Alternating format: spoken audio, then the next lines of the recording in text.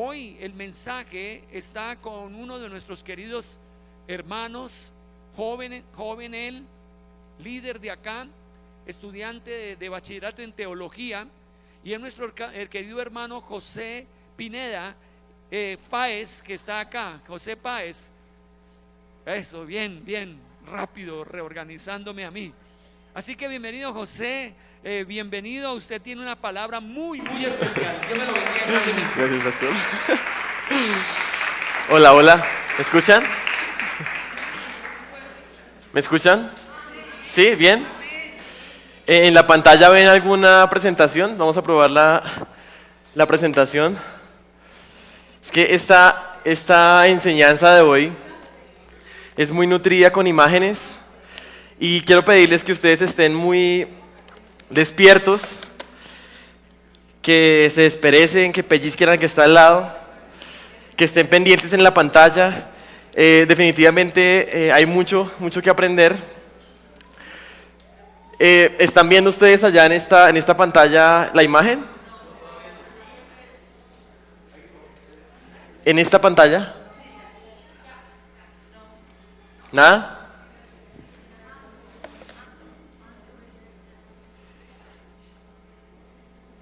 ¿No?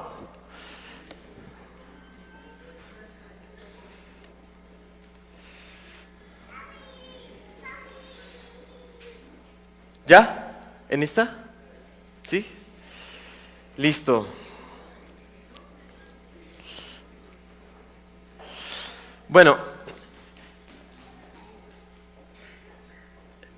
para recordar y para contextualizarnos un poco, nosotros somos, pues yo y mi esposa tenemos la bendición de trabajar en un ministerio que se llama INGEN, y INGEN representa a un ministerio internacional que se llama Respuestas en Génesis, Answers in Genesis, y quiero que ustedes vean la imagen de Answers in Genesis. No me interesa verme en la pantalla, quiero que vean las diapositivas, ¿sí? Bueno, y la enseñanza de hoy se llama Las 7 Cs de la historia. ¿Cómo se llama? Y quiero que recuerde ese número 7. 7 días tiene la semana, ¿cierto? Y 7 Cs tiene la historia. Y usted hoy va a aprenderse las 7 Cs de la historia. ¿Qué es las 7 Cs de la historia? Es un panorama de toda la historia de este universo, desde la creación hasta la eternidad, basado en lo que la Biblia dice. Y por supuesto, esto que la Biblia dice, al ser verdad y al ser la verdadera historia del universo, es cierto y es completamente congruente con la ciencia y con la razón, por supuesto. Ahora, hay 4 preguntas de la existencia de la humanidad. Una es los orígenes, de dónde venimos. Otra es el significado, es decir, ¿por qué razón estamos acá? ¿Cuál es el propósito de la vida? Otro es la moralidad, es decir, qué está bien y qué está mal. Y el otro es el destino, ¿qué hay después? ¿Para dónde vamos? Lo interesante es que las respuestas a estas 4 preguntas, o a las 3 últimas preguntas, depende en mucho y completamente, por favor mostrar la presentación, no me quiero ver en la pantalla, de cómo respondamos a la respuesta de orígenes, para que pueda pasar a la siguiente imagen. Cómo respondamos a la respuesta de orígenes va a determinar cómo vamos a responder y cómo va a ser en general toda nuestra vida respecto a cómo vivimos y lo que somos. Ahora, como respecto a los orígenes, nadie estaba ahí cuando las cosas iniciaron, cuando el universo fue creado, cuando inició la tierra, cuando fueron creados los animales, el ser humano. Entonces, como se trata del pasado, es importante una primera cosa, y es que podamos diferenciar entre lo que es la ciencia observacional y la ciencia histórica. Ciencia observacional y ciencia histórica. Y ahí usted va a llenar las primeras 2 líneas en su boletín. Dice ahí, ciencia observacional e histórica. ¿Por qué hago la diferenciación? Porque tienen naturalezas completamente diferentes y voy a darles el siguiente ejemplo. Ustedes ven ahí la Torre Eiffel en la imagen, ¿cierto? Seguimos en la imagen de la Torre Eiffel, ¿listo? Bueno, nosotros ¿qué sabemos hoy en día de la Torre Eiffel? bueno, de pronto no muchos sabemos, pero pues por los registros históricos se sabe que la diseñó y la construyó un arquitecto que se llama Gustave Eiffel, por eso se llama Torre Eiffel. Está a la entrada de una exposición universal de arte que hay en París. Fue construida en 1889 y además de eso es la estructura más alta en París. Si uno la compara con los demás edificios, es la más alta. Eso sabemos de la Torre Eiffel. Sin embargo, basados en la ciencia observacional, ¿qué podemos saber hoy en día de la Torre Eiffel? Si solamente nos basamos en la ciencia observacional, es decir, si vamos allá y tomamos las medidas de la torre, hacemos un análisis de qué materiales está construido, podemos hacer un levantamiento y un plano de la torre basado en la ciencia observacional, podemos compararla con las demás estructuras de París y darnos cuenta que efectivamente es la más alta, pero hay unas cosas y unos datos que están fuera del alcance de la ciencia observacional. Por ejemplo, ¿quién la construyó? ¿Cómo saberlo? Solamente con la observación. ¿Cómo saber exactamente que fue en 1889? Que el propósito era que estuviera en la entrada de la exposición de arte.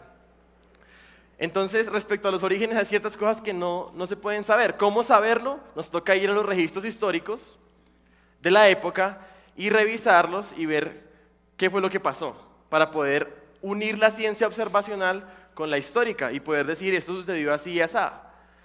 Definitivamente, para uno poder hacer eso, tienen que confiar en que los registros históricos son confiables. Si uno no cree que sean ciertos, pues simplemente no podría saber nada del pasado. Bueno, ahora, la pregunta es, ¿quién estuvo ahí cuando todo este universo se originó? Y la respuesta es Dios. Dios estuvo ahí y Dios escribió, o a través de hombres escribió, cómo se formaron las cosas. Ese libro donde está escrita la historia del universo se llama Biblia. Y la Biblia, como les comentaba el domingo pasado, efectivamente tiene contenido espiritual, teológico, moral, ético, ¿sí? Religioso, pero definitivamente la Biblia es el libro de historia del universo. Bueno, ahora, hay una crítica que hacen los escépticos o los ateos y las personas que no creen en la Biblia a los cristianos por lo que creemos. Y dicen, es que los cristianos no creen en la ciencia, pero sí utilizan la ciencia. Es decir, no creen en la evolución, porque la llaman ciencia, pero sí utilizan teléfonos inteligentes, pero sí vuelan en aviones, sí toman medicamentos. ¿Qué incongruencia hay ahí? Y déjenme decirles una cosa, nosotros, así como los científicos seculares, en la ciencia observacional estamos de acuerdo, porque la ciencia observacional es observacional. Y la ciencia observacional es la que ha producido ese tipo de cosas. Los viajes a la luna, los computadores, etc. Y estamos de acuerdo en ello. Pero en cuanto a la ciencia histórica, lo interesante acá es que, dependiendo de los lentes o el punto de partida a través del cual uno interprete la evidencia e interprete las observaciones, va a llegar a una o a otra conclusión. Entonces no se trata realmente de ciencia en el mismo sentido, es ciencia histórica. Y en términos prácticos hay dos puntos de partida para interpretar este universo, y es uno basado en la palabra de Dios, que ustedes ven ahí en rojo, y otro basado en la palabra del hombre. Si este es el punto de partida, entonces empezamos a hacer unas conclusiones del pasado, basado en observaciones en el presente, pero realmente están direccionadas basado en el punto de partida. Toda la presentación y toda la conferencia va a estar jugando entre un lado y otro. La interpretación basada en la palabra de Dios y la interpretación basada en la palabra del hombre. Empecemos por la palabra del hombre. Y aquí, en resumen, cuando partimos de la palabra del hombre, simplemente estamos partiendo del hecho de que no hay Dios, que es la posición actual de los científicos seculares. Es el naturalismo, es decir, el ateísmo, en donde hay dos leyes de esta filosofía y de este punto de partida. Uno es que la naturaleza o la materia es todo lo que existe, es decir, no hay lugar a nada sobrenatural. No hay lugar a espíritu, a milagros Por supuesto, una persona que lee la Biblia basado en este punto de partida va a decir, pues por supuesto, si Jesús convirtió el agua en vino, eso no puede ser cierto, eso quizás es una alegoría. Que Jesús resucitara de los muertos, eso no puede ser cierto. Que un enfermo sea sanado, eso no puede ser cierto, simplemente porque no es algo natural, material, posible, ¿sí? Y la segunda premisa o ley del naturalismo es que todo puede y necesariamente debe ser explicado por el tiempo, más la casualidad, más las leyes de la naturaleza obrando en la materia. Ahora usted puede llenar ahí en su boletín donde dice 2 puntos de partida, basado en la palabra del hombre y basado en la palabra de Dios. Ahora, esto de naturalismo puede sonar un poco abstracto, pero yo sé que usted ya lo conocía y lo conocemos con la siguiente palabra, evolución. La evolución, cuando uno piensa en evolución, inmediatamente se viene a la mente una imagen como la que va a aparecer ahí en unos segundos, y es un proceso de transición entre un antepasado simiesco y el hombre, a través de procesos de miles de millones de años. Sin embargo, la evolución, como la entienden los científicos seculares y los que se basan en la palabra del hombre para interpretar el universo, va mucho más allá de solamente la evolución del simio al hombre. Es una evolución de toda la creación y de todo el universo, empezando con la evolución cósmica, es decir, cómo se formaron las estrellas, las galaxias, los planetas, empezando, según ellos, por una gran explosión hace 13.8 mil millones de años, un proceso de millones de años en los que se van formando las estrellas, después el Sol, después la Tierra, inicialmente como una masa de roca fundida. Eso se llama la evolución cósmica. Esto es la posición naturalista basada en la palabra del hombre, por supuesto. Ahora viene la evolución geológica, cómo esa tierra se convierte en la tierra que conocemos hoy, donde aparecen los océanos y en donde aparece una geología a través, o hace, según ellos, 4.5 mil millones de años. Y después la evolución biológica con la que de pronto estamos más familiarizados, y es la evolución de la vida en la Tierra. Según ellos, apareciendo en los océanos hace 3.8 mil millones de años, o 3 a 4 mil millones, a través de una forma, la siguiente diapositiva, por favor. A través de una forma inicial de vida que surgió en el océano y de ahí que fue evolucionando en todas las formas de vida que conocemos hoy. Esa es la posición evolutiva. Ahora, este personaje que se basa en la palabra del hombre, observa este universo y ustedes, no, estás en la que no es. El personaje que se basa en la palabra del hombre, atrás, ese, que se basa en la palabra del hombre, observa este universo, la muerte, observa los fósiles, observa las diferentes especies de animales, los diferentes tipos de personas, la geología, el ADN, la vida, y por supuesto su respuesta a todo eso es, siguiente imagen, es lo que acabamos de hablar. Como todo tiene que partir del naturalismo, no hay otra forma de explicar este universo si no es a través de miles de millones de años, porque de otra forma no es posible. Ahora, en la siguiente imagen ustedes están viendo, o van a ver, eso es un monte en los Estados Unidos donde están dibujadas las cabezas de 4 presidentes de ese país. Sin embargo, ¿qué parece? Ustedes me creerían si yo les digo que estas cabezas fueron formadas por efectos de la erosión, de tormentas, del agua, de los rayos, del viento, durante un proceso de miles de millones de años. ¿Ustedes creen que eso es posible? Realmente, si uno le pone lógica, eso no puede ser posible. O sea, se evidencia que esas formas tienen un diseño, o sea, alguien las hizo. Pero lo que es lo curioso, que nosotros como cristianos, y aún el mundo está siendo engañado, y se nos obliga a creer que a través de los procesos de miles de millones de años todo esto fue hecho. Esas cabezas no tienen absolutamente nada de complejidad, están muertas, son piedras. Sin embargo, una célula humana o animal tiene una complejidad incomparable con eso. Pero ¿por qué sí podemos creer o por qué sí es tan fácil creer eso? Porque en cierto modo se ha vendido la idea de que el que no cree eso es que es un tonto. El que no cree esto entonces es que realmente no es científico. Pero no es cierto, se trata de una filosofía, de un punto de partida de ellos, que les lleva a esas conclusiones. Esa es la razón por la que los miles de millones de años necesariamente tienen que estar en el modelo naturalista, porque si no, no sería lógico. No puede ser congruente. Y aún así, para mí sigue siendo ilógico. No, aún si le metiéramos miles y miles de millones de años. Ahora, basados en la palabra de Dios, nos acercamos a esa misma evidencia, a esos mismos fósiles, a esa misma vida, a esa misma geología, a esas mismas especies, y tenemos un modelo diferente. Y aquí es donde aparece la primera C de la historia, para que usted anote ahí. La primera C de la historia es creación.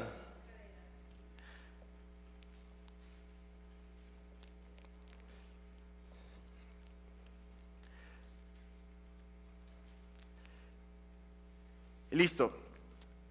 Definitivamente, voy más adelante.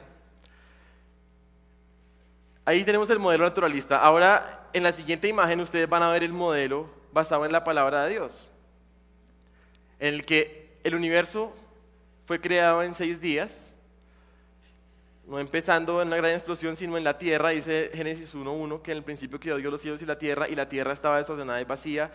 O sea, el orden es diferente. Empieza primero la tierra, después las plantas, después el sol, la luna y las estrellas, después los animales marítimos y después los animales terrestres, incluyendo al hombre, no como animal, sino como especialmente creado a la imagen de Dios. Es diferente el orden. Miren lo que dice Éxodo 20:11, porque en 6 días hizo el Señor los cielos y la tierra, el mar y todas las cosas que en ellos hay, y reposó en el 7º día. Por tanto, el Señor bendijo el día de reposo y lo santificó. Siguiente diapositiva.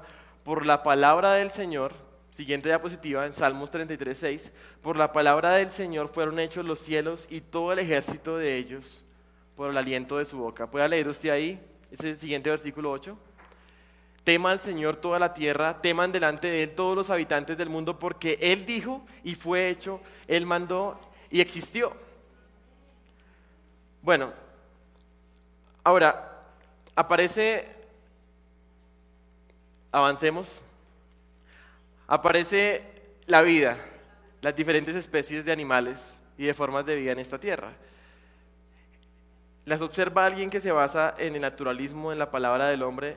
¿Y su explicación cuál es? La que ya les había dicho, miles de millones de años, procesos evolutivos, y ellos lo ilustran en el árbol evolutivo de la vida. Si ustedes se fijan en el árbol evolutivo de la vida, hay un origen, y todo parte de un mismo punto, y de ahí se van ramificando todas las formas de vida. En ese sentido, todas las formas de vida tendríamos un antepasado en común.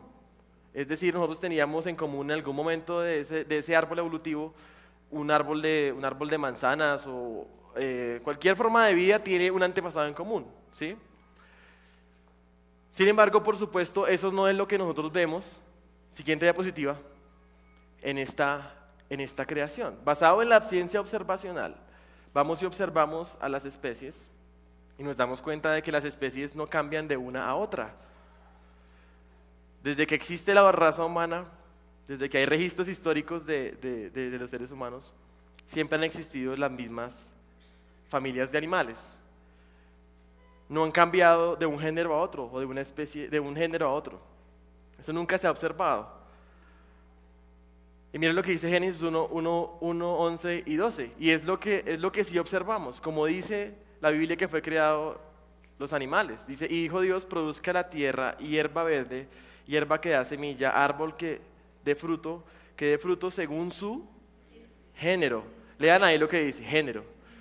Que su semilla esté en él sobre la tierra, y así fue. Y produjo la tierra hierba verde, hierba que da semilla según su, y árbol que da fruto cuya semilla está en él según su. Y vio Dios que era bueno, sigamos leyendo, y Dios creó las criaturas del mar y todo ser viviente que se mueve, que las aguas produjeron según su, y toda ave alada según su, y vio Dios que era bueno. Ahora, lo interesante es que esa palabra género, siguiente, en el hebreo, en el texto original, es la palabra min en el hebreo. Sin embargo, si ustedes recuerdan y leyeron, leímos género leímos también naturaleza y leímos también especie. O sea, leímos 3 palabras en el texto, en español, pero que en el hebreo son la misma palabra min. ¿Realmente qué significa la palabra min? O sea, ¿cómo podemos entenderla hoy en día? Y aquí hay algo interesante, y es que la palabra especie que conocemos hoy en día, basado en la biología moderna, no es la misma palabra especie que podríamos leer en la Reina Valera o en la versión en español de la Biblia. Y aquí hay un cuadro de tiempo en donde ustedes pueden ver que la Reina Valera fue traducida en 1569 y la palabra especie fue por primera vez enunciada en el significado que la conocemos hoy por Karl Line, que vivió 200 años después de que fue traducida la Reina Valera. Es decir, que nosotros no podemos interpretar la palabra especie que aparece en la Biblia como la misma palabra especie que hoy en día entendemos y entiende la biología, ¿sí? Tiene un significado en otra categoría a la que la conocemos hoy. Ahora, si ustedes miran la siguiente imagen, ahí aparece la clasificación taxonómica que hace la biología en la actualidad, en reino, familia, clase, orden y especie. Fíjense que es la que está más abajo, la más particular. Cuando hoy en día a usted le hablan de especies, entonces usted dice, por ejemplo, usted piensa en diferentes especies de perros, pero en la palabra min se refiere al orden de familias, es decir, la familia de los osos sería la min de los osos, ¿sí? Y ellos se reproducen según su familia. Y hay variabilidad dentro de las diferentes familias, así como en los perros vemos que todos son perros y siguen siendo perros y seguirán siendo perros, pero hay variabilidad, diferentes razas, ¿sí? Tipos, dentro de la misma familia. Ahora, entendido eso, vemos que el modelo bíblico es cierto. Si nos acercamos basado en la palabra de Dios, observamos las diferentes razas, especies y tipos de animales, y vemos el árbol no evolutivo, sino el árbol creacionista de la vida. Y no solamente creacionista, sino el árbol observable de la vida. Si estamos hablando de ciencia, de quién es más científico que en ese tipo de conclusiones. ¿Qué observamos ahí? Si ustedes se fijan en la imagen, vemos unos árboles, pero dentro de la misma familia, variabilidad. Dios creó y se reproducían según su min, según su especie, según su género, según su naturaleza. Ahora, no sé si ustedes ven ahí en esa imagen que hay un punto donde como que el árbol se corta y vuelve a empezar. Según el modelo bíblico, hubo un diluvio en donde volvió a empezar todas las diferentes familias volvieron a empezar a través de una pareja que llevó Noé en el arca. Y de ahí se han producido toda la variabilidad que conocemos hoy en día, dentro de las mismas familias. Esto es lo que vemos hoy en día. Eso es observable. Y es lo que la Biblia dice. Es congruente. Ahora, aquí hay una imagen interesante y es no sé si ustedes ven la familia de los dinosaurios ahí también.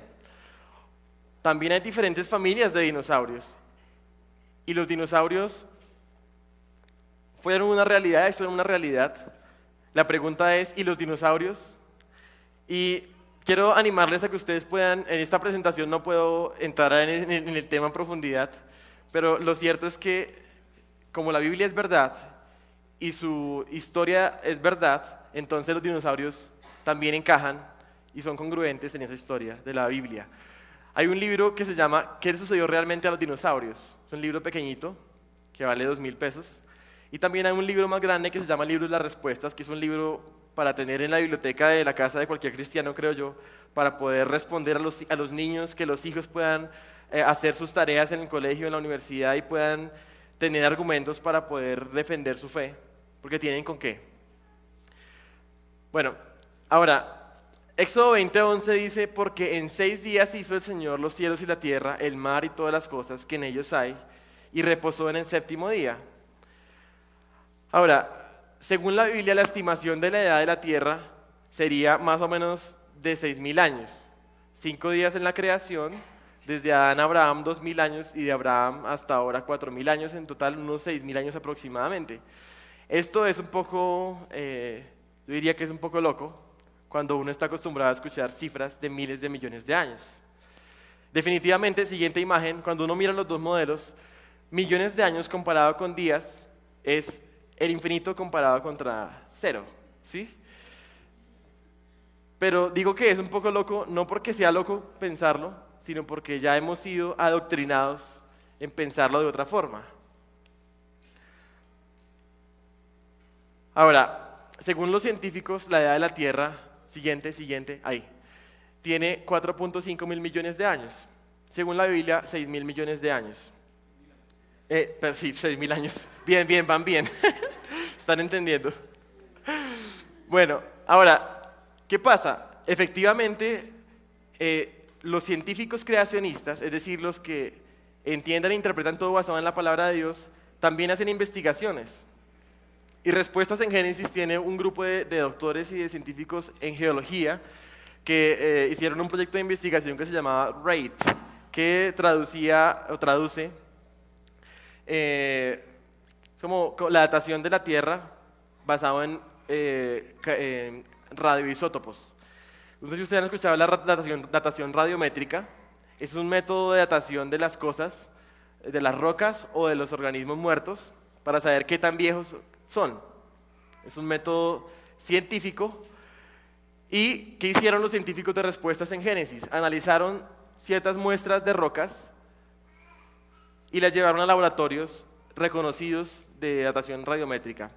Esa imagen que ustedes ven ahí en la foto es una imagen del monte Santa Elena después de la erupción en 1980. Era un volcán que erupcionó y después de la erupción empezó a formarse, siguiente imagen, una cúpula de lava donde antes estaba la punta de la montaña. Y esa cúpula de lava, mejor dicho, las rocas, cuando la lava se enfría se convierte en roca, ¿cierto? Esas rocas tenían una edad, después de haber sido formadas, de 12 años cuando tomaron las muestras. Sin embargo, los resultados de datación radiométrica daban unas fechas entre 340.000 y 2.8 millones de años. A unas rocas que por observación y donde se habían tomado efectivamente no podían tener esa edad, eran rocas muy jóvenes. Bueno, otro caso, en Nueva Zelanda, otro volcán activo, 5 erupciones entre 1949 y 1975, y las fechas que arrojaba la datación por argón potasio fueron desde 270.000 a 3.5 mil millones de años. La fecha verdadera era menos de 50 años. Que las erupciones habían sido vistas por la gente, entonces, era observado, ¿sí? El punto acá es por qué las fechas que arroja la datación radiométrica dan tan exageradamente grandes comparado a la fecha real o a la edad real de esas rocas. Y aquí es donde viene 3 suposiciones que hace la datación radiométrica para hacer sus estimaciones. Un reloj de arena, ustedes lo ven ahí, ¿cierto? La datación radiométrica se basa en que hay un elemento químico padre y un elemento químico hijo. Es decir, a medida que se va desintegrando el padre, el hijo se va formando, ¿sí? Entonces, esa tasa de desintegración, si ha sido constante en el tiempo según ellos, entonces se puede hacer puede como un reloj, ¿no? Se va uno al pasado y dirá, bueno, pues esto inició y tiene un tiempo así, pero hay unas suposiciones sobre el pasado que hacen ellos que no se pueden comprobar y que efectivamente no son ciertas porque están dando resultados erróneos. Primera suposición, y es, ellos suponen conocer exactamente cómo empezó esa muestra o ese elemento químico, o sea, cuánta cantidad inicial había. Creen saberlo exactamente. ¿Cómo lo saben? ¿Cuánta cantidad inicial había? Justamente esos resultados cerrados se dan porque la cantidad inicial que había no era la que ellos habían supuesto y por eso daba un resultado erróneo. En el caso del reloj de arena, digamos que usted entra a una habitación en un reloj de arena, ¿cómo sabe uno en cuánto tiempo ha pasado desde que el reloj está bajando la arena? Si no sabes tú en qué posición estaba al principio cuando cuando le dieron la vuelta para empezar a descargarse. Si estaba completamente lleno, pues uno lo podría saber, pero ¿dónde estaba para poder saber cuánto tiempo ha pasado? ¿Sí? Segunda suposición, que la tasa de desintegración ha sido constante durante toda la historia desde que se originó esa roca. Es decir, la tasa que medimos hoy ha sido la misma durante todo el pasado. Y eso no necesariamente es cierto. Puede ser que haya habido alteraciones en la tasa a que se va descomponiendo el elemento. Y la tercera es que ellos suponen también que esa cantidad de los elementos no ha sido alterada por elementos en el pasado. En el caso del reloj de arena, fíjense que el reloj en la tercera suposición hay una persona que le está echando arena o está roto el recipiente inferior. Alteraciones externas, suposiciones. Si quieren saber más de esto, hay un libro también pequeño que se llama La datación por carbono refuta la Biblia, donde se explica en detalle esto que les he hablado. También hay otro libro que se llama 6 días o millones de años, donde se explican esas cosas. Y otro libro, perdón, es 7 razones por las que no debemos aceptar millones de años. Bueno, seguimos. Ahora vemos la siguiente evidencia, que es la muerte. La muerte. Los fósiles, el registro fósil. Y basados en la palabra del hombre, vemos a esta persona viendo la muerte y los fósiles, y efectivamente dentro de su modelo evolutiva, la muerte es necesaria. Por supuesto, porque la muerte es la que va perfeccionando la vida, el sufrimiento, la enfermedad, la matanza. Esto es lo que produce la evolución. O sea, la muerte es un mecanismo de vida desde la perspectiva naturalista. Es un mecanismo para mejorar. Es bueno. Sin embargo, desde la perspectiva de la palabra del hombre vemos la muerte, y aquí encontramos la segunda C de la historia, que es corrupción. Corrupción. Corrupción. Ustedes pueden escribir ahí.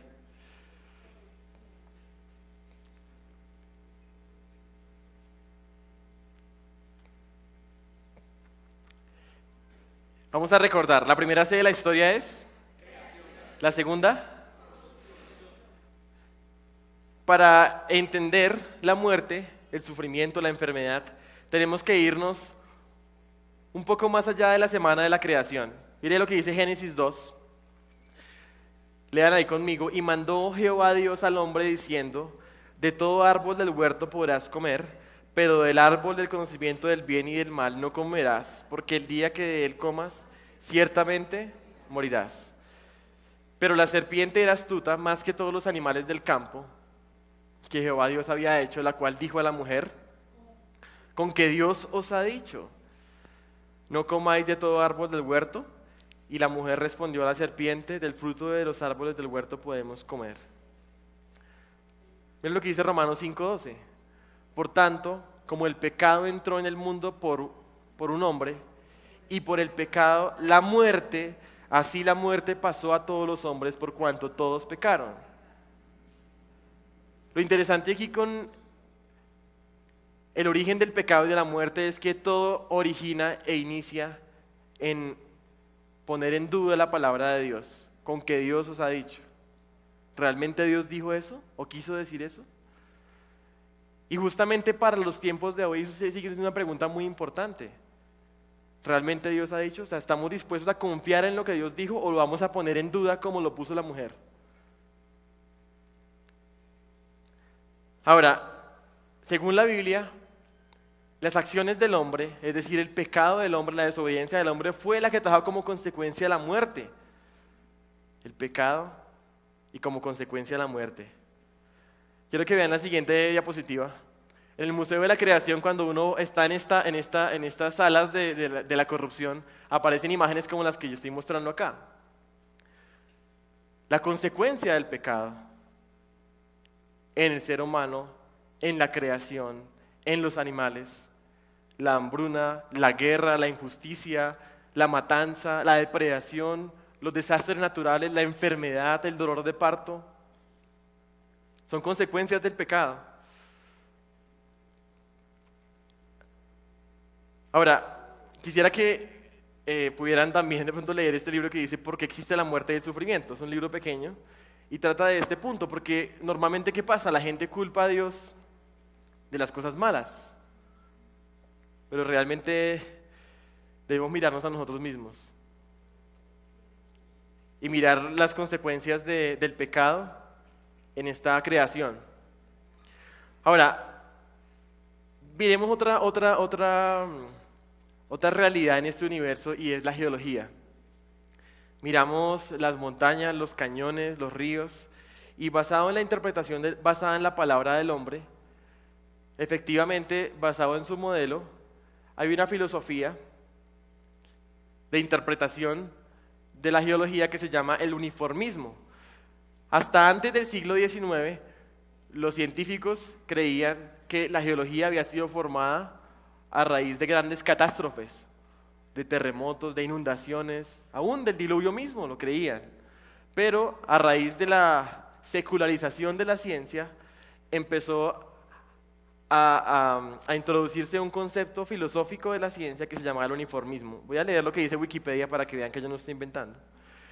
Dice, el uniformismo o uniformitarismo en filosofía de la ciencia es el principio según el cual los procesos naturales que actuaron en el pasado son los mismos que actúan en el presente y con la misma intensidad.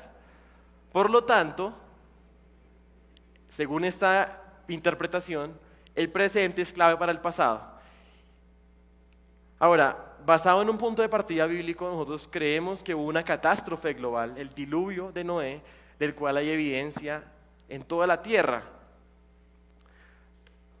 Siguiente imagen. El Gran Cañón es un ejemplo de esto y quiero mostrarles cómo el uniformismo interpreta y explica la formación de un cañón como ese, el Gran Cañón. Siguiente imagen.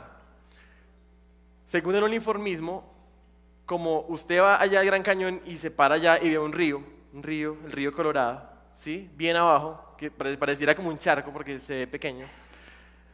Es grande, pero comparado con el cañón, es pequeño. ¿Cuál es la explicación que dan ellos?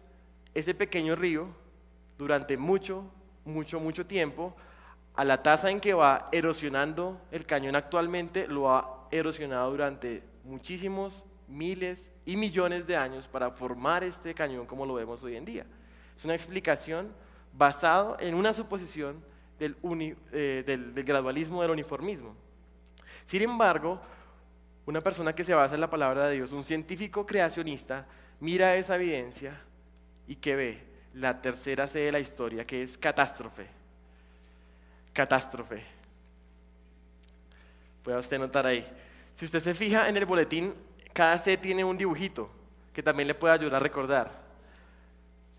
Primera C de la historia, creación. Segunda, y la tercera, catástrofe. El Génesis relata una catástrofe global.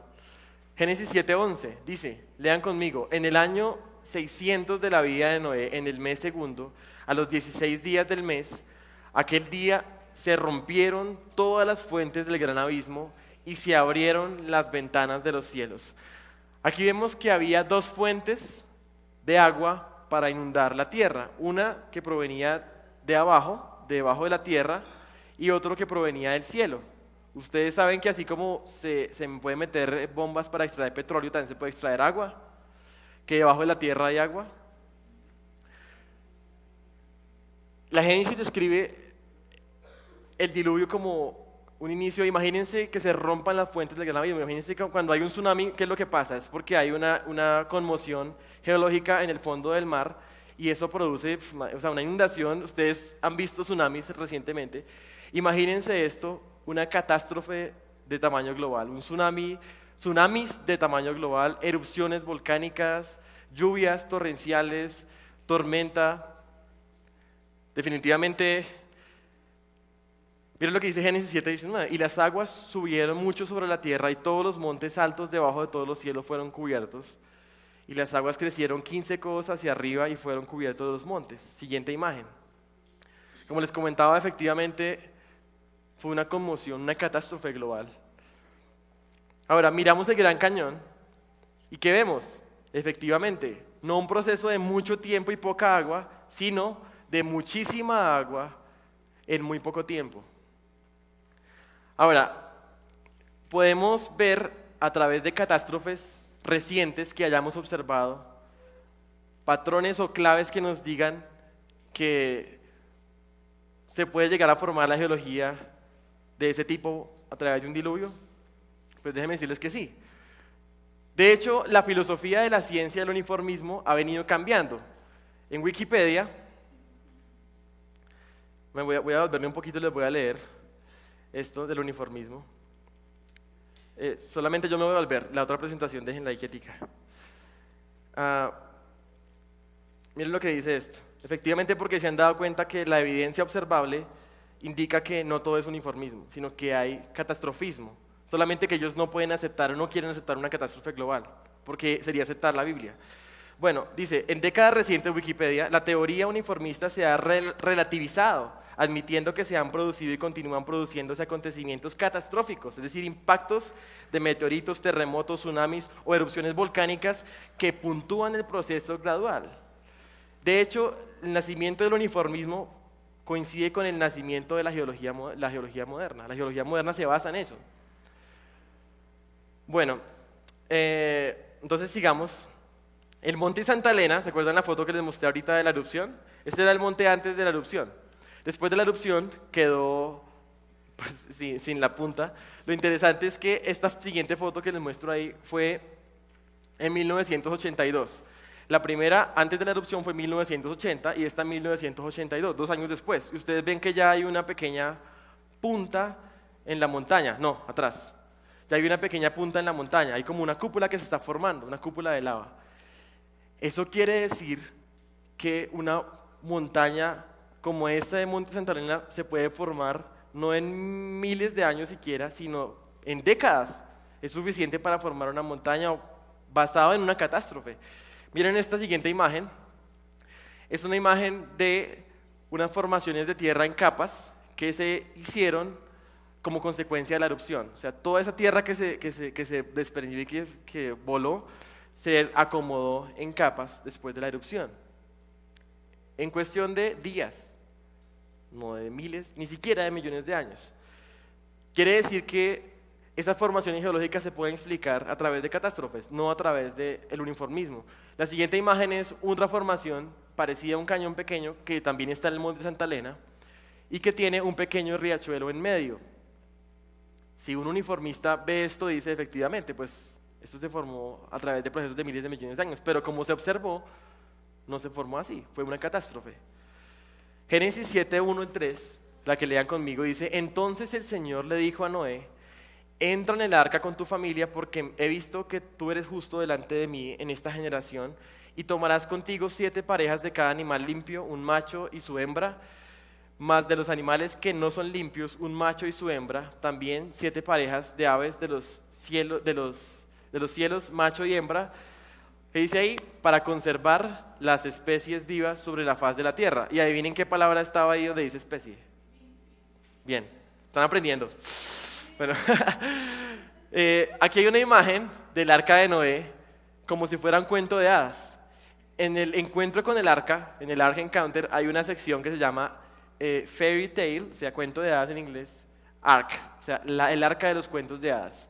¿Por qué muestro esta imagen? Porque lamentablemente nosotros en nuestra buena intención de enseñar las historias bíblicas a los niños, hemos caído en el error de enseñarlas como si fueran un cuento de hadas. Los niños a su edad corta y temprana y pequeña creen esto, pero cuando van a la universidad, cuando empiezan a pensar, se dan cuenta que esto no puede ser cierto.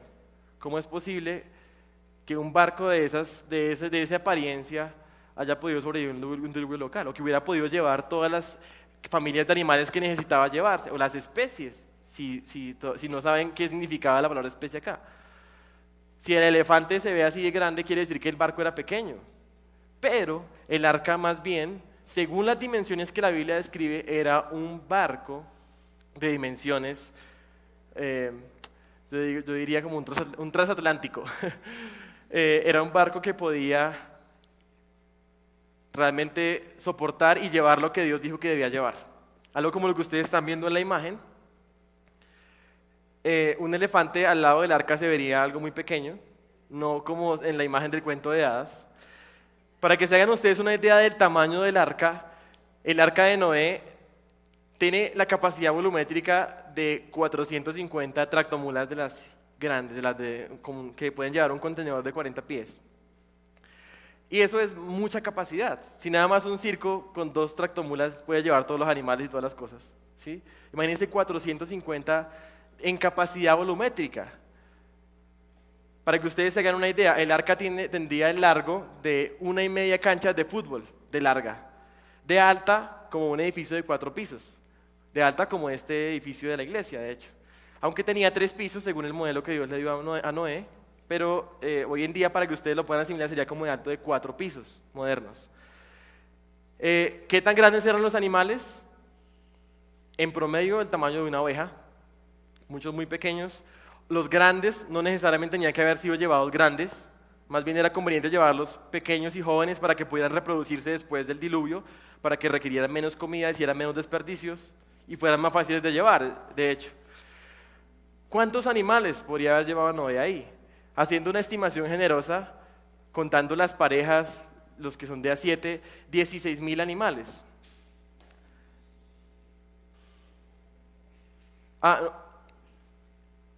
Teniendo en cuenta que no estamos hablando de especies, sino de clases, de familias, de min.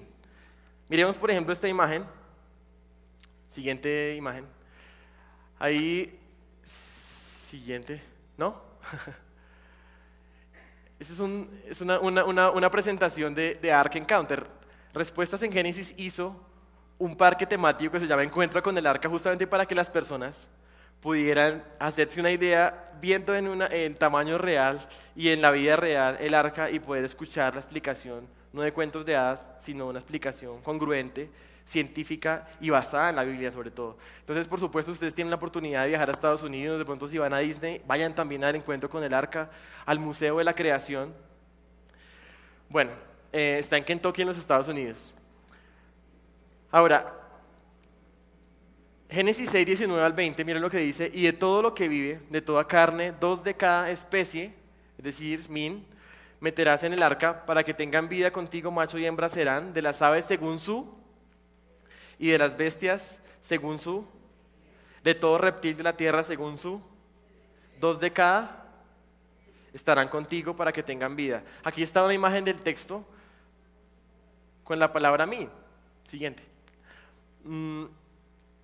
Ahora, Noé tuvo que llevar una pareja de dingo, una pareja de zorro, una pareja de chacal, una pareja de fresh puder, una pareja de lobos.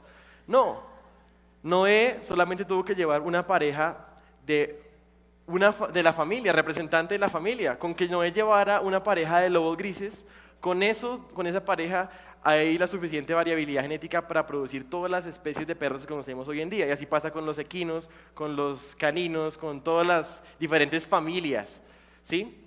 Entonces, siendo así, definitivamente no era ridículo, y por supuesto no lo es, que Noé llevara a los animales, a las parejas de caninos, para preservar la especie. Y de hecho la ciencia secular ya ahora sí ha comprobado a través de la genética de que los perros todos se producen de un antepasado común, una pareja en común de caninos, de lobos.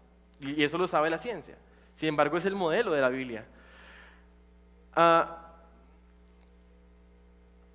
Lo interesante es que, no sé si ustedes han visto el programa Cosmos en National Geographic, Cosmos. Esta persona que enseña Cosmos, él utiliza la variabilidad genética y las especies dentro de una misma familia como un argumento para la evolución darwiniana. Sin embargo, eso son 2 cosas diferentes. Una cosa es evolución darwiniana y otra cosa es adaptación. La adaptación es científica, es observacional, pero no es evolución. Son 2 cosas diferentes. Entonces, no es que esta variabilidad sea la explicación de la evolución. Más bien es una explicación en contra de la evolución y más bien a favor de lo que la Biblia dice.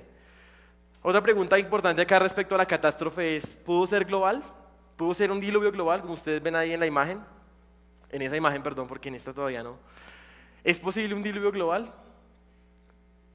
Y para responder esa pregunta voy a dejar que los mismos científicos de la National Geographic nos puedan dar sus comentarios al respecto. Esta es una foto del planeta Marte.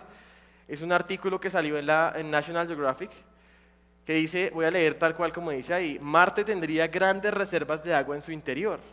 A través del estudio de meteoritos, científicos afirman que los volcanes inundaron Marte de agua. Siguiente imagen. El planeta rojo es un planeta en el que todavía hoy en día no se ha visto ni una gota de agua, ¿sí?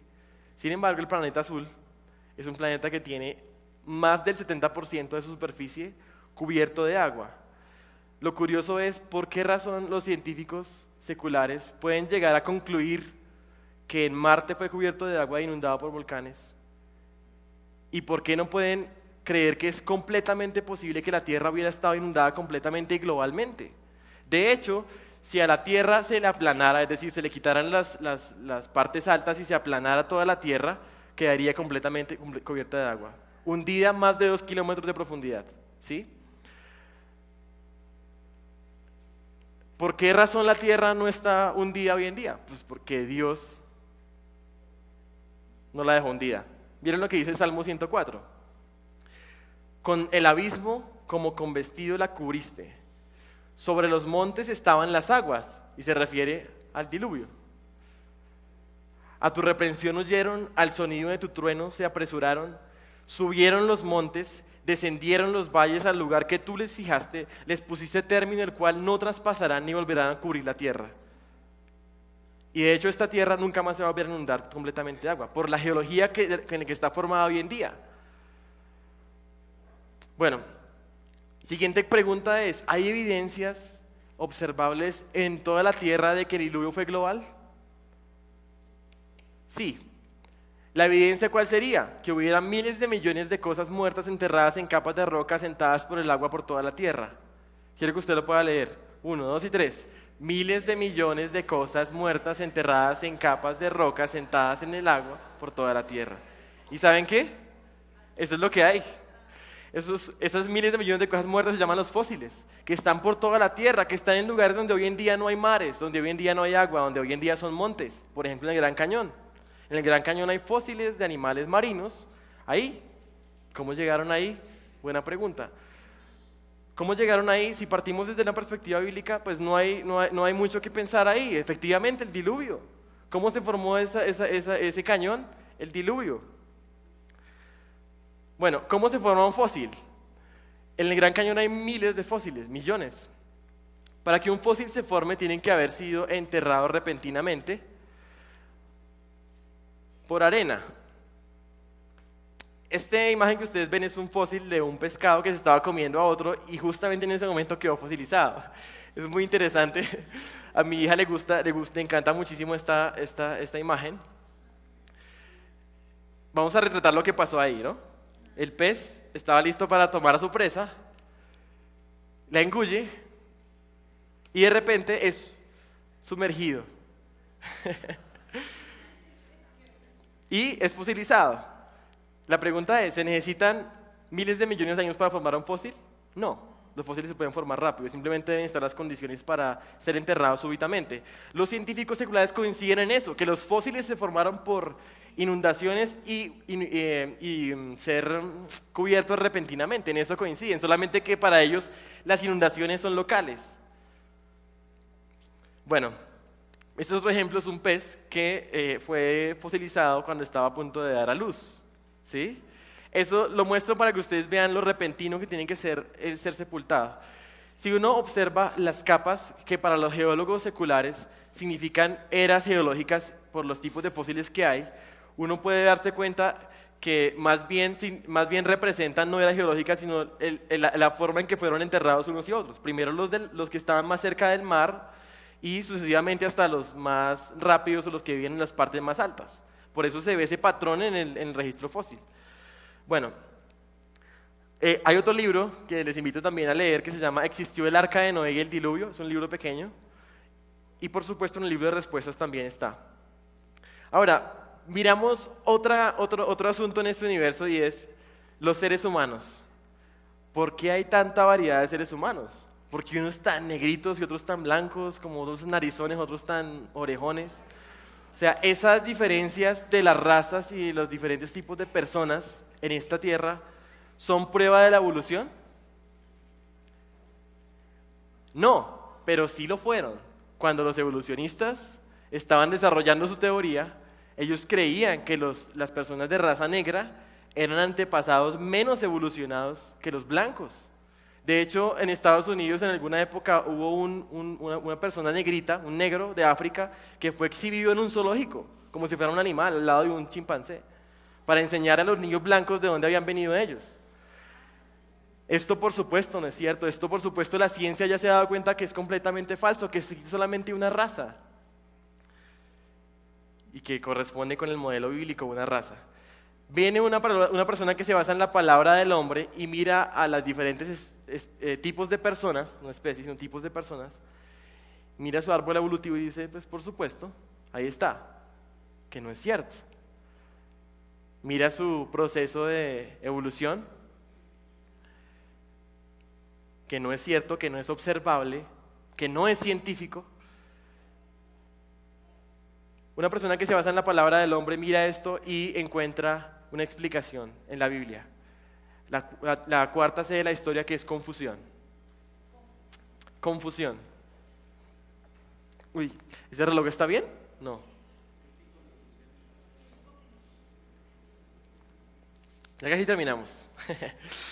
Bueno, creación, corrupción, catástrofe, confusión.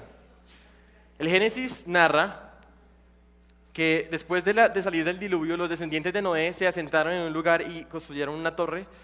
El mandato de Dios había sido, multiplíquense y llenen toda la tierra, pero ellos no quisieron hacerlo, sino se quedaron en un solo lugar y querían hacerse un nombre. Se llama la Torre de Babel. Y Dios descendió, juzgó y confundió sus lenguas y se dispersaron por toda la tierra.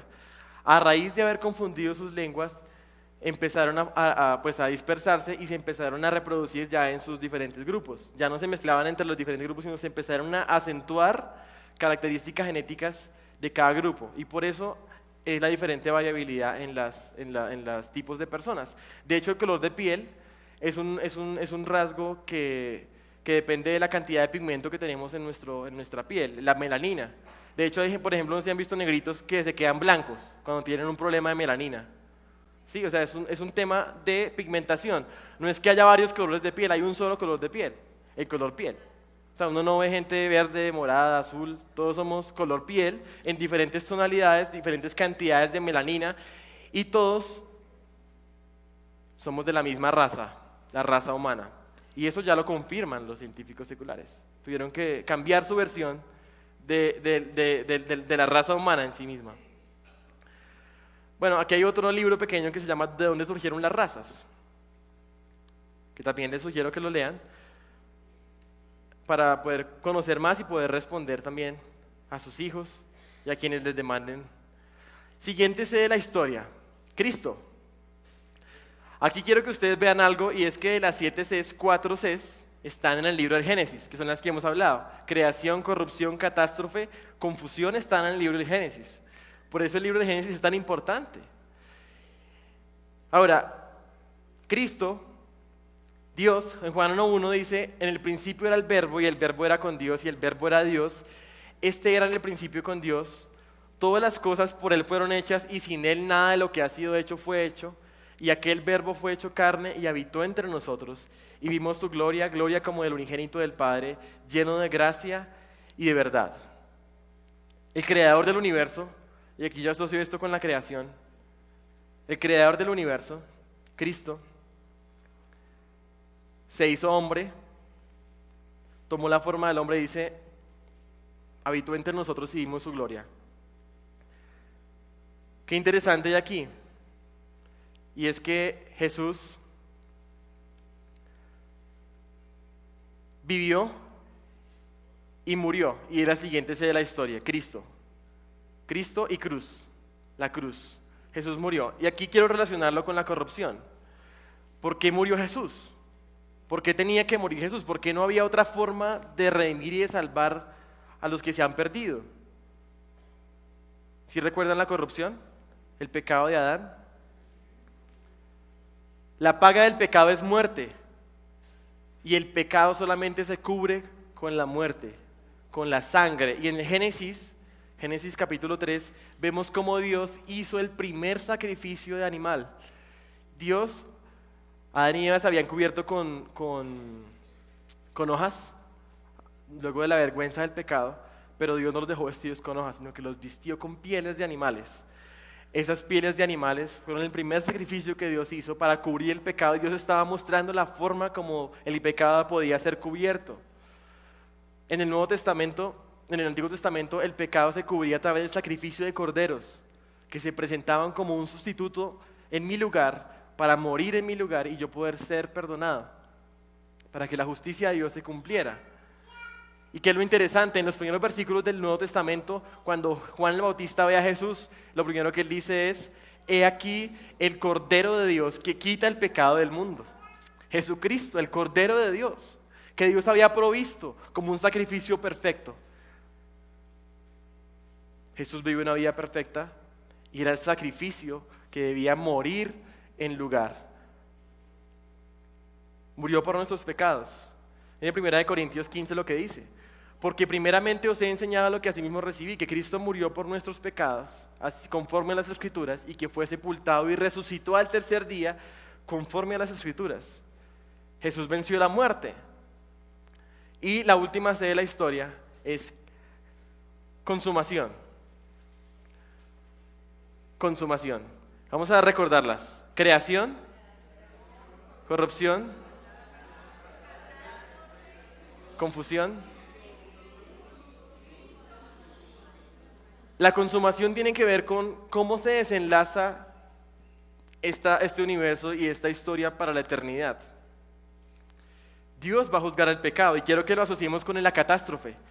La catástrofe, el diluvio, se nos ha enseñado principalmente como una historia de la fe de Noé.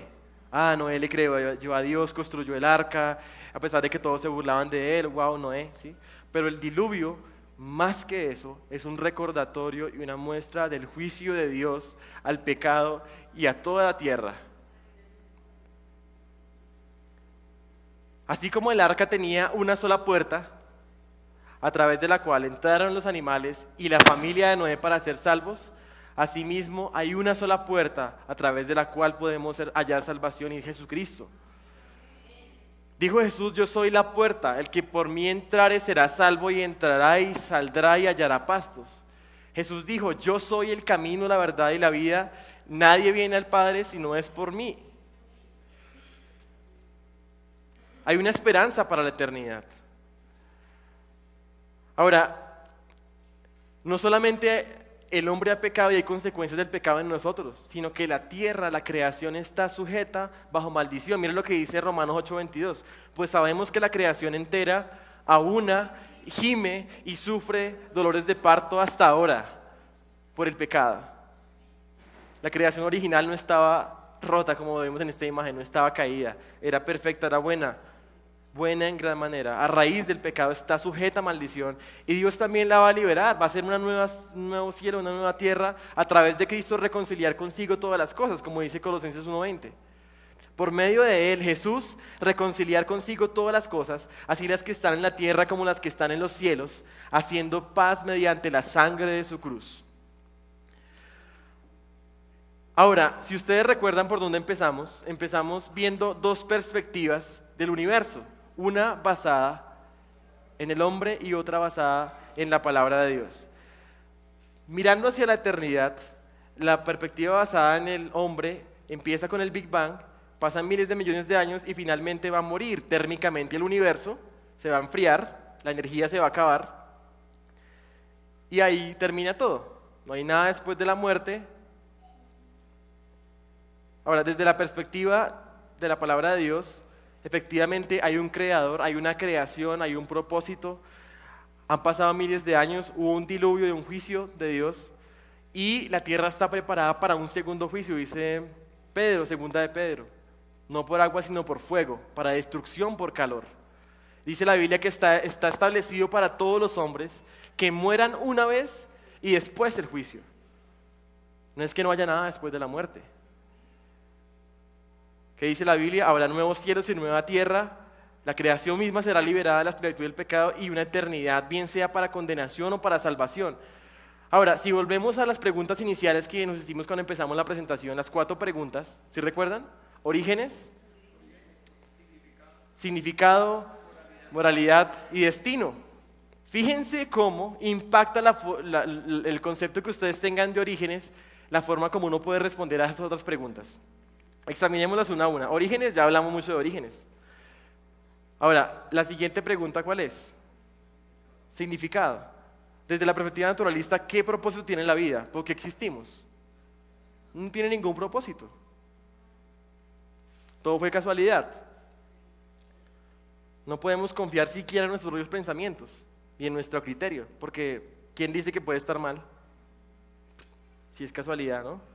Si es azar, no hay significado, no hay razón. Siguiente pregunta, y es la moralidad. Según la perspectiva basada en la palabra del hombre, tampoco habría moralidad. ¿Qué determina lo que está bien y lo que está mal? ¿Cómo una persona, un naturalista puede decirme a mí que algo estoy haciendo mal o bien? ¿Quién determina eso? Si para mí está bien, ¿qué importa? Y eso es así es como ellos piensan. Pero algo curioso acá y es que la moralidad está escrita en cada persona. ¿Por qué razón hay moralidad? ¿Por qué razón no puedo matar a otra persona y no me mandan a la cárcel? ¿Por qué está mal matar? ¿Por qué no puedo comerme así como un loco, se come un conejo, pues me como a otra persona y ya? ¿Qué tiene de malo? ¿Por qué está mal mentir? ¿Por qué razón? ¿Por qué razón está mal adulterar, coger la mujer de otro? ¿Por qué razón está mal matar? Porque cuando alguien le matan a un familiar, siente deseos de venganza, de hacer justicia. ¿Por qué razón queremos justicia? Porque hay un Dios que ha determinado lo que está bien y lo que está mal, que nos hizo a su imagen y semejanza, que nos ha dado conciencia y ha puesto moralidad en nuestro corazón. Eso no lo puede explicar la perspectiva del hombre, no tiene sentido. ¿Por qué el amor?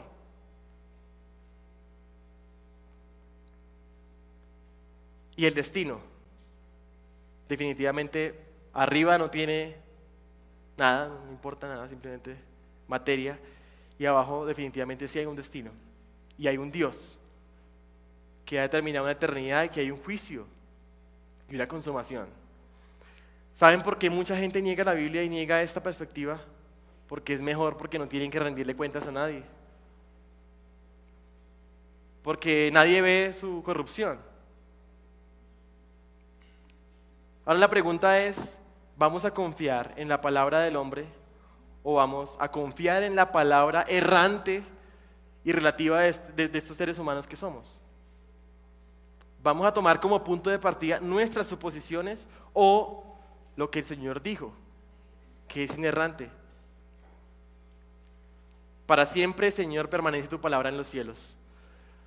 Aquí hay algo muy importante y es que más allá del universo y todo este panorama, hay algo clave acá y es que lo que dijo Jesús, de cierto te digo, que el que no, ¿qué dice ahí? Naciere otra vez, no puede ver el reino de Dios. ¿Por qué es necesario nacer de nuevo? Vayamos al Génesis. ¿Se acuerdan de Adán? Miren lo que dice Romanos 5:19. Porque así como por la desobediencia de un hombre Adán, los muchos fueron constituidos pecadores, así también por la obediencia de uno, Cristo, los muchos serán constituidos justos. Jesús está llamando y está ofreciendo una posibilidad de que nuestra naturaleza sea transformada y que podamos nacer de nuevo para que no tengamos la herencia de Adán, sino que tengamos la herencia de Cristo. Nacer de nuevo es algo que no se da porque usted venga a la iglesia. Nacer de nuevo no es algo que se da por méritos humanos, sino es una obra que Dios hace por su gracia. Y así como Juan el Bautista y como Jesús cuando empezaron su ministerio, clamaban a gran voz diciendo, arrepiéntanse porque el reino de los cielos se ha acercado, crean en el Evangelio. Ese es el llamado para ustedes hoy. Si usted no ha nacido de nuevo, todavía está destinado a la condenación eterna. Todavía tiene la esencia de Adán dentro de sí.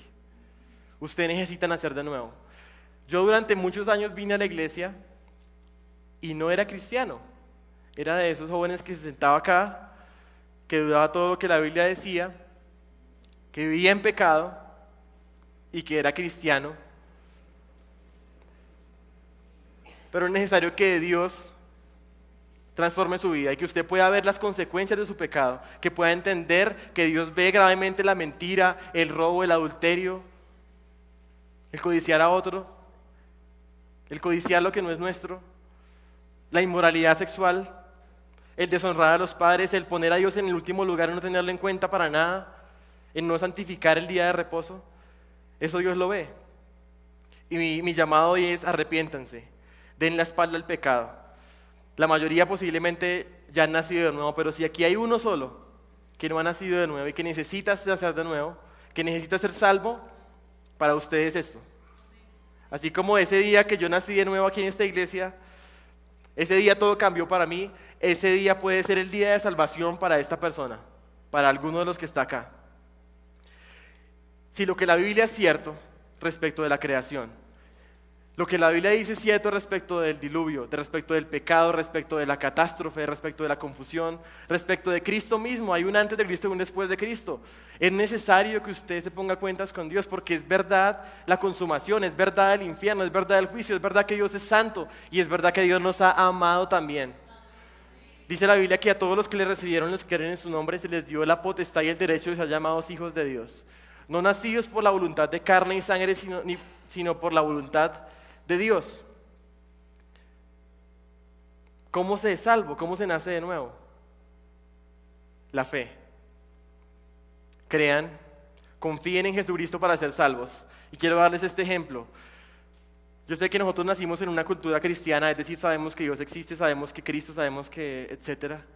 Pero saber, creer de esa forma no es suficiente para salvación. Para salvación es necesario confiar en Cristo. ¿Cuándo se ve la diferencia al momento de saltar de un avión si tengo o no tengo el paracaídas? En el momento del salto. Ahí va a estar la diferencia. Y no es suficiente con creer, sino hay que tener puesto a Cristo. Hay que confiar en Él como Salvador, aferrarse a Cristo, clamar a Él por salvación, en perdón de pecados, y Dios obrará el milagro de la salvación.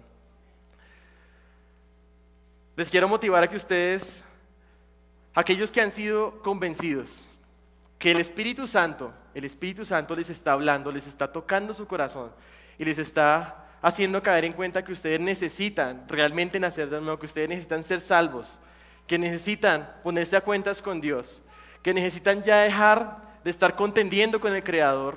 ¿Quién eres tú para contender con Dios? Es momento de ponerte a cuentas con Dios, es momento de no seguir jugando con tu vida, de no seguir negociando con el pecado, de tomar en serio a Dios y su palabra. Quiero invitarles a todos que se pongan de pie y que podamos orar, que aquellos que están siendo convencidos por el Espíritu Santo puedan ahí cerrar sus ojos y puedan alzar una oración a Dios con sus propias palabras, sencillo y corto quizás, así como aquel ladrón que estaba al lado de Jesús y se dio cuenta que Él era el Salvador. No necesito nada más sino solamente decir, yo creo que tú eres, yo creo que tú eres. Y Jesús le dijo, ciertamente estarás conmigo en el paraíso. ¿Qué necesitó ese hombre? Creer en Cristo, aferrarse a Él, reconocer que Él sí estaba pagando allí por sus pecados, que Él sí merecía morir, Cristo no. Hoy ese es el llamado de fe para aquellos que están acá. Que usted pueda decir dentro de su corazón, con su fe, con su vida, rendirse y decir, Señor, ya no quiero contender más contigo. He visto que tu palabra es verdad y siempre será verdad, permanecerá para siempre. He visto que soy falible, que somos falibles, que solamente tú, Dios, eres bueno. Y por eso necesito tu perdón, por eso necesito ser redimido, por eso necesito nacer de nuevo, que tú me des vida nueva. Por eso no quiero confiar en mí mismo, solamente en ti. Por eso, Jesús, hoy confío en ti. Hoy confío en ti. Creo que no hay otro medio para ser salvo. Quiero que tú gobiernes mi vida. Quiero que se haga tu voluntad, así como se hace en el cielo, que se haga en la tierra, en mi vida. Y que tú seas mi rey. Quiero experimentar lo que significa vivir para el reino de Dios. Que esto es una realidad, esto no es fe, esto no solamente es teoría, es práctica, es poder de Dios para salvación de todo aquel que cree. Del judío primeramente, de los gentiles, de hombres, de mujeres, de niños. Que necesitan la gracia. Gracias Dios, gracias Jesús. Porque tú nos permites ver la relevancia de tu palabra y queremos ser fieles en enseñarla, en guardarla, en creerte a ti antes que a la palabra del hombre. Oramos en el nombre de Jesús. Amén. Bueno, gracias.